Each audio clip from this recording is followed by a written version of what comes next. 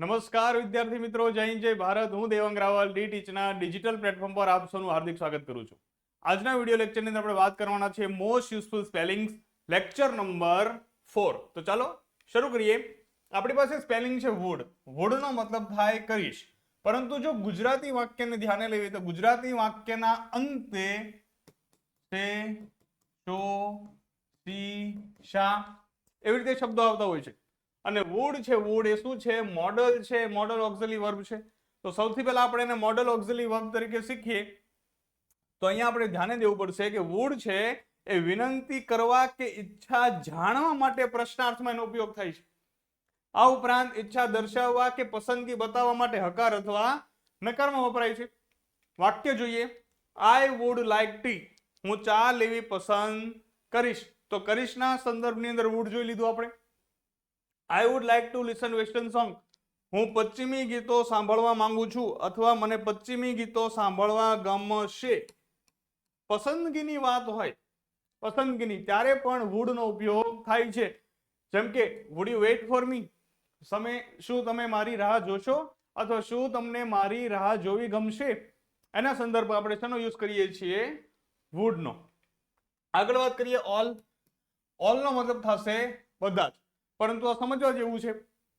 All એ સમગ્ર જૂથ માટે વપરાય છે અને તેની સાથેનું નામ છે પણ શેમાં હોય છે? બહુવચનમાં હોય છે.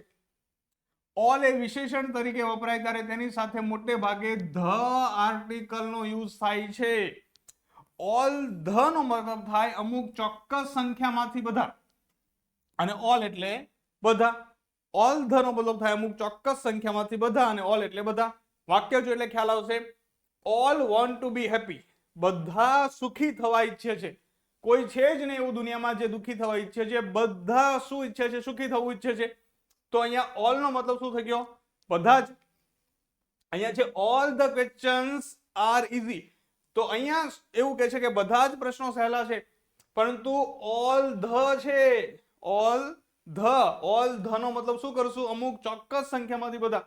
એવું બને જ નહીં બધા પ્રશ્નો સહેલા હોય. પરીક્ષા તો આપણે બધાએ આપી હોય, એટલે ઘણા બધા પ્રશ્નો સહેલા હોય ત્યારે આપણે શું કહીશું કે અમુક ચોક્કસમાંથી ઘણા બધા સહેલા હતા, એટલે આપણે કહીએ all the questions are easy. બધા પ્રશ્નો સહેલા છે. પરંતુ અહીંયા ઓલ ધ લખ્યું છે એનો મતલબ જ શું થાય કે અમુક ચોક્કસ સંખ્યામાં પ્રશ્નો છે એ સહેલા હતા. ક્લિયર? આગળ વાત કરીએ. અહીંયા છે વિલ. તો વિલ નો ઉપયોગ છે એ ઈચ્છા દર્શાવવા થાય. આ ઉપરાંત તમે જુઓ કે will A model auxiliary verb છે જેના ઘણા બધા ઉપયોગો છે. જેમ કે વાત કરીએ તો મુખ્યત્વે ભવિષ્યની ક્રિયા માટે છે તે વિલ વપરાય છે. ઈચ્છા વ્યક્ત કરવા માટે પણ વિલ છે તે આપણે વપરાય છે. વચન આપવા માટે પણ વિલ નો યુઝ થાય છે, અને નિશ્ચય દર્શાવવા માટે પણ વિલ નો ઉપયોગ થાય છે. દ્રઢ નિશ્ચય એની માટે પણ. જોઈએ. I will meet you at the park tomorrow. હું તમને કાલે પાર્કમાં મળીશ. તો આ વિલ નો ઉપયોગ છે તે ભવિષ્યની ક્રિયા માટે થયો. ઈચ્છા વ્યક્ત કરવા માટે I will help you with your homework. હું તમને તમારા હોમવર્કમાં મદદ કરીશ. મતલબ મને ગમશે તમને તમારા હોમવર્કમાં મદદ કરવા માટે. વચન આપવા માટે વાત કરીએ તો I will always love you. હું હંમેશા તને પ્રેમ કરીશ. તો આ વચન આપવા માટે પણ એનો ઉપયોગ છે તે થાય છે. નિશ્ચય દર્શાવવા માટે I will overcome my fear of public speaking. હું જાહેરમાં બોલવાના મારા ડરને દૂર કરીશ. તો દ્રઢ નિશ્ચય છે એમાં પણ શેનો યુઝ થાય છે? વિલ નો ઉપયોગ છે તે થાય છે. ક્લિયર? આગળ વાત કરીએ. ધેર. ધેરનો મતલબ થાય છે ત્યાં. વાક્યમાં કર્તાનું સ્થાન કે જગ્યા બતાવવા માટે ધેરનો ઉપયોગ થાય છે. ધેર દૂરની વસ્તુ, વ્યક્તિ કે જગ્યા બતાવવા માટે વપરાય છે. દૂર હોય ને તો નજીક હોય તો નજીક માટે શું વપરાય ખબર? હિયર વપરાય. શું વપરાય? હિયર. અને દૂર હોય તો દૂર માટે ધેર વપરાય છે. હવે આ એની વાક્ય રચના છે. સૌથી પહેલા ધેર આવશે હકારમાં, ત્યારબાદ હેલ્પિંગ વર્બ, પછી કરતા. નકારમાં ધેર, હેલ્પિંગ વર્બ, નો અથવા નોટ, પછી કરતા. પ્રશ્નાર્થમાં હેલ્પિંગ વર્બ આગળ, ત્યારબાદ ધેર, કરતા અને પ્રશ્નાર્થ ચિહ્ન આવી રીતે હોય છે. ધેરની જગ્યાએ હિયર મૂકી દો તો હિયરની વાક્ય રચના થઈ જશે. જોઈએ વાક્ય. There is a temple. ત્યાં એક મંદિર છે. There are not many books. ત્યાં ઘણા પુસ્તકો નથી. Is there a pen near the board. શું ત્યાં બોર્ડની નજીક પેન છે? તો ધેર નો મતલબ શું થશે? ત્યાં દૂરની કોઈ પણ એક વચન બહુવચન વસ્તુ દર્શાવવા માટે છે ધેરનો ઉપયોગ થાય છે. એક વચન હોય તો એની આગળ ઇઝ લાગે ને બહુવચન હોય તો આર લાગશે. ક્લિયર? આગળ વાત કરીએ. સે નો મતલબ થાય કહેવું. લખ્યું છે સે પણ વંચાય શું ખાલી સે. એનો મતલબ થાય કહેવું. આ એક વર્બ છે. તો વર્બ છે તો એનું V1 V2 V3 રૂપ જોઈએ તો આમાં થશે સે, આમાં આવશે સેડ, આમાં પણ આવશે સેડ. SAID sad. હવે અહીંયા તમે જુઓ, it's hard to say whether it will rain tomorrow. આવતીકાલે વરસાદ પડશે કે કેમ તે કહેવું મુશ્કેલ છે. એનું V2 નું રૂપ જોઈએ. She said I will be there tomorrow. તેણીએ કહ્યું હું 5 વાગ્યા સુધીમાં ત્યાં આવીશ. તો અહીંયા ધેર છે એનો મતલબ પણ શું થયો? અહીંયા ત્યાં. આપણે વાક્યમાં ઉપયોગ જોઈએ છે. એનું SES વાળું રૂપ જોઈએ તો શું થશે? સેઝ થશે. અને ING વાળા રૂપમાં સેઇંગ થશે. ખ્યાલ આવશે? આ વર્બ છે. A to Z વર્બનો કોર્સ જો તમે ખરીદ્યો હશે તો તમને દરેક વર્બ્સની ડિટેલ્સમાં માહિતી છે ત્યાં આપેલી છે વાક્યો સાથે. આગળ વાત કરીએ. અહીંયા પૂછે વુ નો મતલબ થાય કોણ, કે જે. જો વુ જ્યારે WH ક્વેશ્ચન તરીકે વપરાય ને ત્યારે એનો મતલબ થશે કોણ. પણ આ વુ છે તે રિલેટિવ પ્રોનાઉન તરીકે વપરાય, સંબંધક સર્વનામ તરીકે વપરાય તો ક્યારેક કે જે થાય, કે જેણે, કે જેવો, કે જેની પાસે. ઓકે, જીની પાસે નહીં, જેની પાસે. એવા મતલબ છે તે વુના થતા હોય છે. જેની પાસે. તો હવે એને વાક્યમાં ઉપયોગ જોઈએ. તો આ રિલેટિવ પ્રોનાઉન અને WH ક્વેશ્ચન વર્ડ પણ છે. તો જો રિલેટિવ પ્રોનાઉન તરીકે વુનો મતલબ શું થશે? કે જે. હવે અહીંયા ખાસ ધ્યાન આપજો. કેમ? કારણ કે આ સર્વનામ ફક્ત માણસ એટલે કે વ્યક્તિ માટે જ વપરાય છે. સજીવ માટે જ વપરાય છે અને માણસ અને વ્યક્તિ માટે જ વપરાય છે. વુ એ કર્તા વિભક્તિનું સર્વનામ છે. તમને એમ થાય કે આ શું કહી દીધું સાહેબ? કર્તા વિભક્તિનું સર્વનામ એટલે શું? તો તમે જો સર્વનામ છે ને હી, હિમ, હીઝ, તો એમાં આપણે વુ મૂકવું હોય તો એ આ કર્તા વિભક્તિ છે, આ કર્મ છે અને આ સંબંધક છે.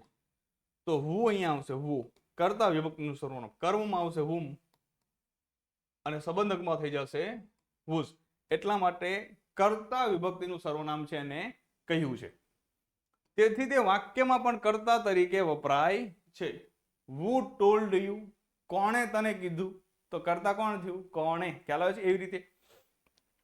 હવે જો સંબંધક સર્વનામ તરીકે આપણે વાત કરીએ, the girl who is singing is my sister. એ છોકરી કે જે ગાય છે તે મારી બહેન છે. એટલે ગાય છે ને સિંગિંગ એટલે એ મારી બહેન છે. The student is very clever. Who has got the first rank. એ વિદ્યાર્થી ખૂબ જ હોશિયાર છે કે જેણે પહેલો રેન્ક મેળવ્યો. તો એવી રીતે ઉપયોગ થાય છે. પણ આપણે યાદ કરી રીતે રાખશું કે જો વાક્યમાં વુનો ઉપયોગ થયો છે, અને એ વાક્ય પ્રશ્નાર્થ નથી તો એ વુ સંબંધક સર્વનામ તરીકે યુઝ થયો છે. કેમ? કારણ કે WH ક્વેશ્ચન વર્ડમાં જ્યારે વુનો ઉપયોગ થાય ત્યારે વુનો અર્થ થઈ જશે કોણ, અને આવી રીતે થશે હુ આર યુ. તમે કોણ છો? પણ એ વાક્ય ફરજિયાત કેવું હોય? પ્રશ્નાર્થ હોય. વુનો ઉપયોગ થયો છે અને વાક્ય પ્રશ્નાર્થ નથી તો એ વુ છે તે સંબંધક સર્વનામ તરીકે વપરાણું હોય છે. ક્લિયર? અને ઉપયોગ કઈ રીતે થાય એ તમે સમજો કે આ વુ છે ને, વુની પહેલા નામ હોય ને એ વ્યક્તિનું હોય અને વુની એક્ઝેક્ટ બાજુમાં ફરજિયાત વર્બ આવે. શું આવે? વર્બ. વી નો મતલબ શું લેશું આપણે? વર્બ. કે વુની તરત જ બાજુમાં ફરજિયાત વર્બ આવે. એ હેલ્પિંગ વર્બ હોય તોય ભલે અને મેઇન વર્બ હોય તો પણ ભલે. આગળ જોઈએ મેક. એટલે બનાવવું અથવા નિર્માણ કરવું. મેકનો મતલબ થશે the factory makes car. Factory car બનાવે છે અથવા કારનું નિર્માણ કરે છે. Let's make coffee for everyone. ચાલો દરેક માટે કોફી બનાવીએ. તો અહીંયા મેક શું કામ લાગ્યું ખબર? કારણ કે ત્રીજો પુરુષ એકવચન છે. કે આ મેક છે, મેક એ છે V1, એનું V2 નું રૂપ થશે મેડ, V3 નું રૂપ પણ થશે મેડ અને ING વાળું રૂપ થશે મેકિંગ. એ નીકળી જશે. અને SES વાળું રૂપ કરવું હોય તો થશે મેક્સ. પાછળ શું લાગશે? S લાગશે. એસ ક્યારે લાગે? કર્તા તરીકે ત્રીજો પુરુષ એકવચન હોય ત્યારે. અને સાદા વર્તમાન કાળમાં તો ત્રીજો પુરુષ એકવચન છે, સાદા વર્તમાનનું વાક્ય છે, એટલા માટે અહીંયા શું લાગ્યું છે? એસ લાગ્યું છે. આ બધું વર્બના ડિટેલ્સમાં છે, એકવાર વર્બ જોઈ નાખશો. ઓકે, આગળ વાત કરીએ. જો અહીંયા V2 તરીકે હી મેડ અ ક્વિક ડિસિઝન, તેને ઝડપી નિર્ણય લીધો, તો તમને એમ થશે કે સર V2 અને V3 બંનેમાં મેડ આપ્યું છે, તો તમે કઈ રીતે કહી શકો કે આ V2 જ છે, V3 નથી? તો વર્બના વિડીયો એકવાર જોઈ આવજો. ઓકે, આગળ જોઈએ.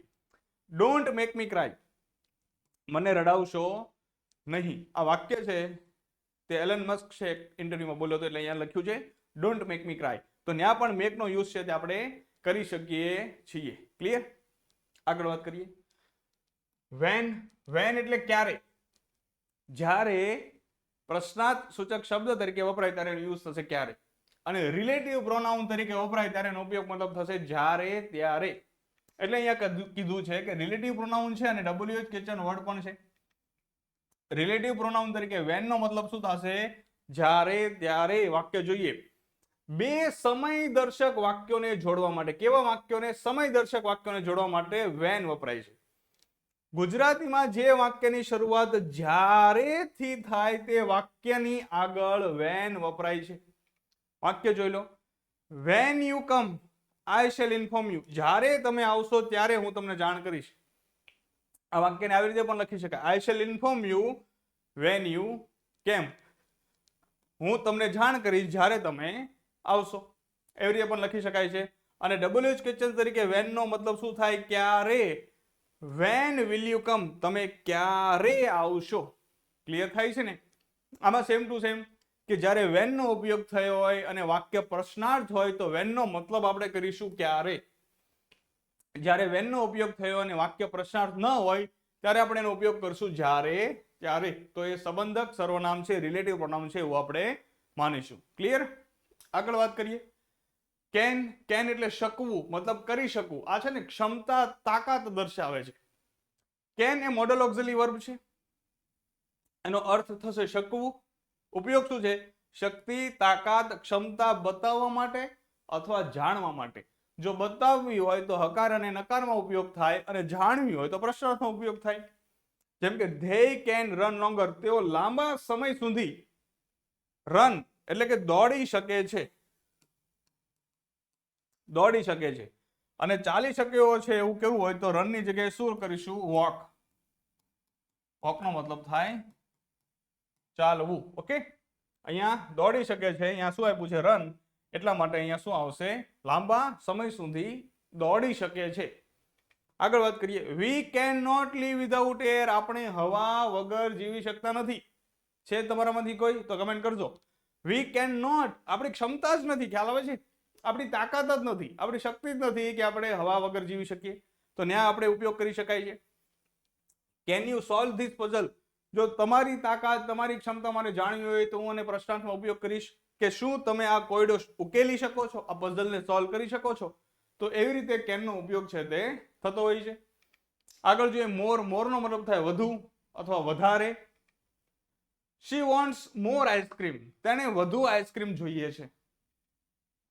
મોર effort leads to be better result, વધુ પ્રયત્નો સારા પરિણામો તરફ દોરી જાય છે. ભાઈ મોર ઇફોર્ટ, જેટલા પ્રયત્નો વધારે એટલી આપણી સફળતા નજીક. Can you speak more slowly please, કૃપા કરીને તમે વધુ ધીમેથી બોલી શકો છો. તો આમાં તો આપણે એવું કહેવાય કે તમે વધુ જોરથી બોલી શકો છો. Can you speak loudly please, more loudly. I need more time to finish this project, આ પ્રોજેક્ટ પૂરો કરવા માટે વધુ સમયની જરૂર છે, વધારે સમયની જરૂર છે. કારણ કે વાર લાગે છે ફાઇલ્સ અને વિડીયોઝ બનાવતા. ઘણા કે સર ફ્રી કરી દો. શી રન્સ મોર ક્વિકલી ધેન હર ફ્રેન્ડ, તેના મિત્ર કરતા વધુ ઝડપથી છે તે દોડે છે. ખ્યાલ આવ્યો ને? તો આજના આપણા લેક્ચર નંબર 4 નો અહીંયા સુધી વિડીયો છે તે આપણે રાખીએ. I hope you understand very well. Thank you.